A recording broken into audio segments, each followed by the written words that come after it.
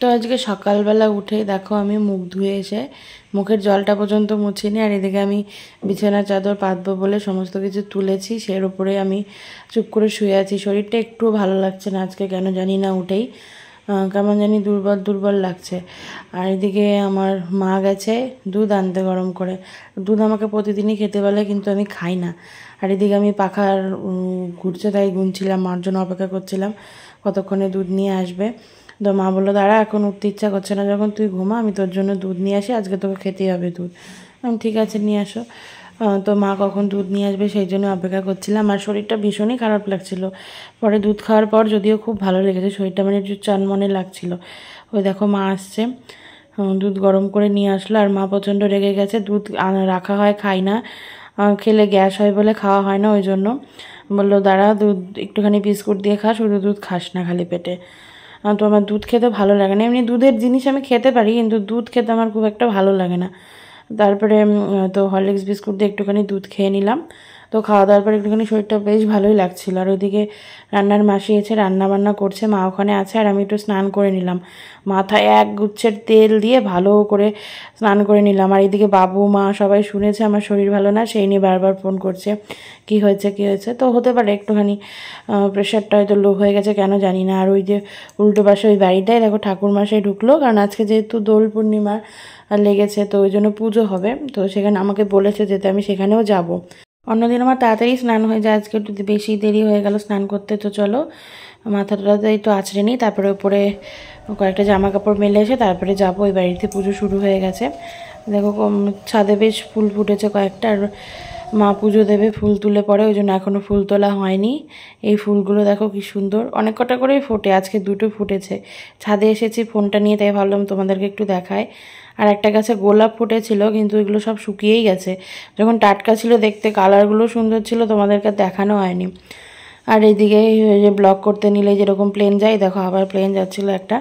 তো চলো এবার রোদও বেশি বিশাল হয়েছে, প্লেনের জায়গায় যাক, আমি আমার কাজটা সেরে যাই, একটু পুজোটা দেখে আসি গিয়ে। রান্নাবান্না সব হয়েছে, সকালবেলাও খাওয়া দাওয়া হয়ে গেছে, পুজোটা দেখে আসি, তারপরে দুপুরবেলা খাওয়া দাওয়া করে একটু ঘুমাবো। তো আমার সব কিছু মেলা হয়ে গেছে, তো নিচে চলে এসেছি। মা বললো আবার একটুখানি দুধ খেয়ে নে, মানে সূর্য ডোবার আগে দুধটা খেয়ে নে একটুখানি পাতলা করে, তাহলে হজম হয়ে যাবে। তো মার কথা মতো আবার একটা বিস্কুট দিয়ে এই যে মা এখানে বসে গল্প করছে, খেয়ে নিলাম। খেয়ে এবার যাব পুজোর বাড়িতে পুজো দেখতে। তো সত্যি কথা বলতে এক গ্লাস দুধ খেয়েই সকালবেলা খুব ভালো লাগছিল, সকালবেলা একদমই ভালো লাগছিল না। তো সেই জন্য আবার এক গ্লাস দুধ খেয়ে নিলাম। আর মা জানি কি বলছিল, ওই জন্য একটু হাসাহাসি হচ্ছিলো। তারপরে চলে এলাম আবার পাশের বাড়িতে। এই যে বৌদি আমাকে আজকে নেমন্তন্ন করেছে পুজো দেখতে, পুজোর প্রসাদ খেতে। তো এখানে পুজো হচ্ছে, বাইরে ভেতরে সুন্দর আলপনা দেওয়া রয়েছে। যেহেতু আমাদের কালো সুদ চলছে, ওই জন্য বেশি কাছে যেতে পারবো না, দূর থেকেই তোমাদেরকে দেখালাম। আর আমাদের বাড়িতেও মানে আমার বাবার বাড়িতে প্রত্যেক মাসেই পূর্ণিমা পুজো হয়।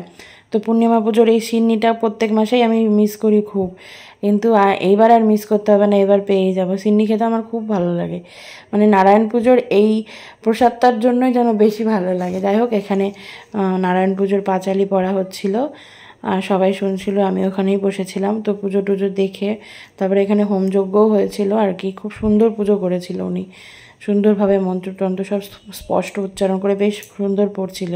আমি পুরোটা পুজো দেখেই তারপরে বাড়িতে এসেছিলাম। তারপরে এইদিকে দেখো যজ্ঞ শুরু হয়ে গেছে, যেহেতু আমি ভেতরে যাইনি, ওই বৌদির মেয়েকে দিয়ে আমি ভিডিও করিয়েছিলাম।